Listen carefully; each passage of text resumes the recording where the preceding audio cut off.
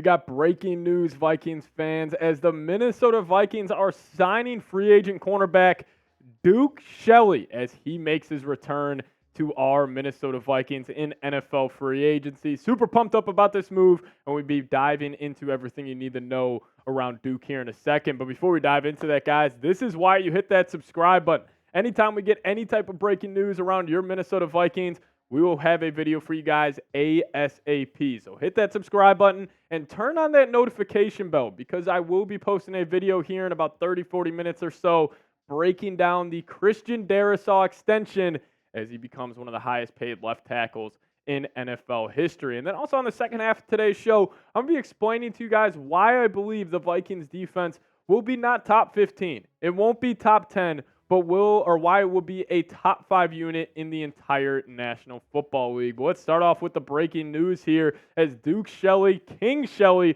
returns to the Minnesota Vikings. And I chose this picture specifically. This was during the massive comeback the Vikings had in probably one of the greatest regular season games I have seen in NFL history against the Buffalo Bills. This was in overtime. Josh Allen was taking a deep shot to Gabe Davis in the back left of the end zone, and Duke Shelley had a pass breakup and hit that pose after, and it was just absolutely awesome. But what did Duke Shelley do last season? Now, he was with the Las Vegas Raiders. That's where he signed in the NFL offseason, but he did not make their final 53-man roster. He was cut, and then he actually went to the Los Angeles Rams where he played 4 games there, and it was a definite down year for Duke Shelley. Only had a PFF grade coming in at 42.5. His run defense was solid at 71.6, but the coverage grade, he really struggled at 36.9. He allowed 100 yards and a touchdown in only 4 games. Now, I understand the stats didn't look good last year for Duke Shelley, but don't forget how good he was in that 2022 season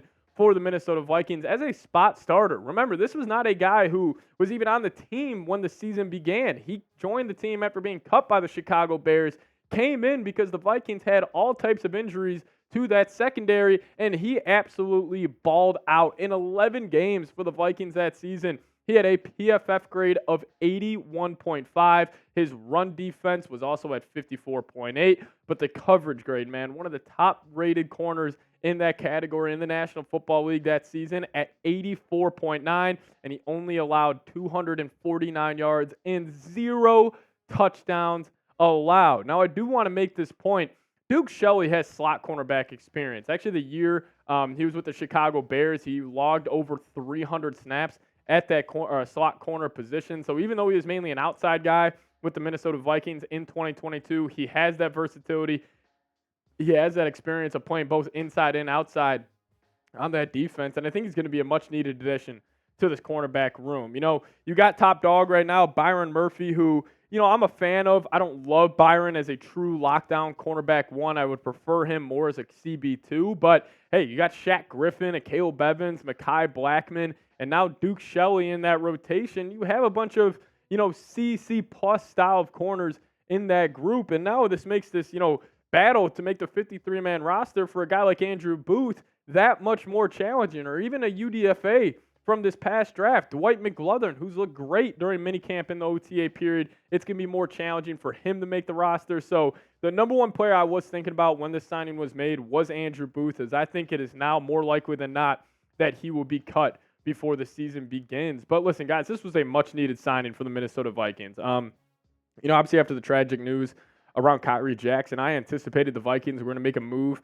at that cornerback spot. I thought maybe it could have been a bigger name like a Stephon Gilmore or even a guy like Xavier Howard who has experience with Brian Flores. But, hey, turns out the Vikings are going to ride it again with Duke Shelley. And, you know, I'll tell you what, I'm a big fan of Shelley. He plays with a lot of swagger, plays with a lot of confidence as an undersized corner. So I want to welcome him back to this Vikings family. I want everybody to get down in the comments section and give me a Duke down below in the chat. And also, I will give a shout out to whoever puts the most U's when you type out Duke down in the comment section on a later video. So type those Dukes, and whoever has the most U's, we will give you guys a shout out there. But let's talk about why I believe the Vikings defense will not be just a mediocre defense. It won't be a good defense, but I think it will be a great defense this upcoming season, and I think it's going to be top 5 in almost every statistical category in the NFL. But let's look back in time and how they shook out in the 2023 season. So if you guys remember the 2022 campaign for the Vikings defense, it was a rough one. You know, they were almost last in every statistical category, didn't have a lot of talent on that side of the football. But this past year, Flores had this defense humming at a certain point. It definitely did tail off during the second half of the season, but I remember midway through the year, we were talking about the Vikings defense having one of the best units in the entire National Football League. Points per game, they ranked 13th. Yards per game, 16th. Pass yards was definitely a struggle, but still 24th in the league. And they had a great run defense at 8th in the NFL. You can thank Ivan Pace, UDFA, for that one. And then the sack production. Obviously not great, but it wasn't terrible as they logged 43 sacks as a unit last year, which ranked them 19th in the entire NFL. And a big reason why I do think the Vikings are going to be a whole lot better on that side of the football is they got some dogs on that side. In my opinion, you got 10 guys who are above average at their position, and that's just great to hear. Jonathan Grenard, free agent addition from the Houston Texans, had 12.5 sacks last season. I think he is going to take a huge step up. Andrew Van Ginkel is a great scheme fit with Brian Flores, played with them back when he was with the Miami Dolphins. He's one of those guys. You're going to have to pick and choose if he's coming.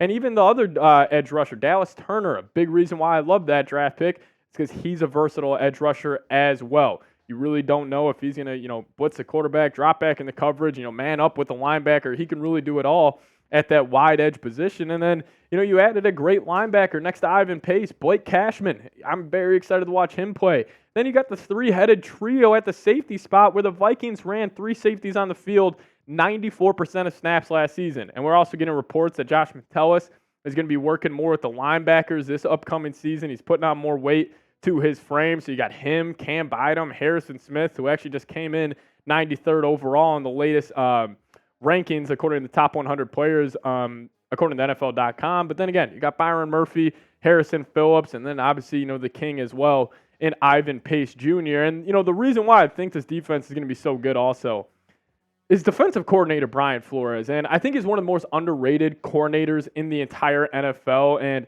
I love what he does, how, whether it's third and long, third and short, he lines up 7 guys on the line of scrimmage. And if you're an opposing quarterback, you just have to pick or choose. There's really no rhyme or reason when these guys are coming. And Flores, he just causes an absolute, mayhem to go through the quarterback's mind, where if you see 8 guys lined up, 3 guys in the back end, you don't know if 3 guys are coming or if all 8 guys are coming. And the reason why I love this connection,